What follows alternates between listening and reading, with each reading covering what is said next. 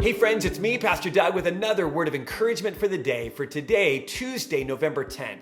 And today's word comes out of Zechariah chapter 14, verses 8 and 9. It's an Old Testament prophecy talking about a future set of events. And as we're going to see, it connects to some beautiful imagery that we read this weekend out of Revelation chapter 21 and 22. So I'm going to read this, and then we're going to connect the dots between the two. Here we go.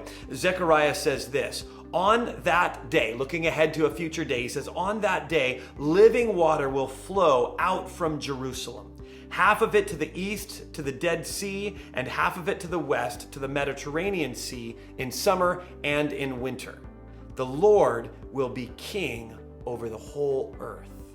On that day, there will be one Lord, and his name will be the only name. So in this passage, we see some really significant imagery. We see the city of Jerusalem. We see a river of living water.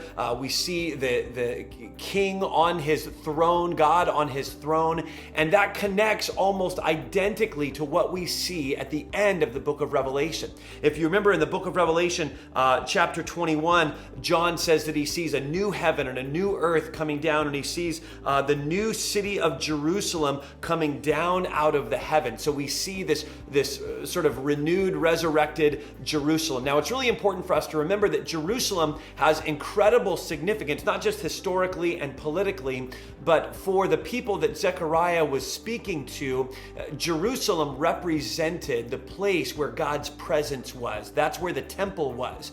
And these people saw the temple as the place of overlap between God's kingdom and the earthly kingdom. This is where heaven and earth overlap, is in the temple. And so the city of Jerusalem has symbolic significance as the place where God's presence is. So in Revelation, we see that God's presence is coming down to earth and permeating every square inch of the earth. And then in Revelation chapter 22, John sees a river of the water of life flowing out of the city of Jerusalem. And it gives water to the tree of life, and the tree of life is producing leaves that help heal the nations. And so we see this beautiful imagery that connects the symbolism of Zechariah chapter 14 and the beautiful symbolism of Revelation 21 and 22, looking ahead to a future day when God's kingdom and the kingdom of earth fully overlap.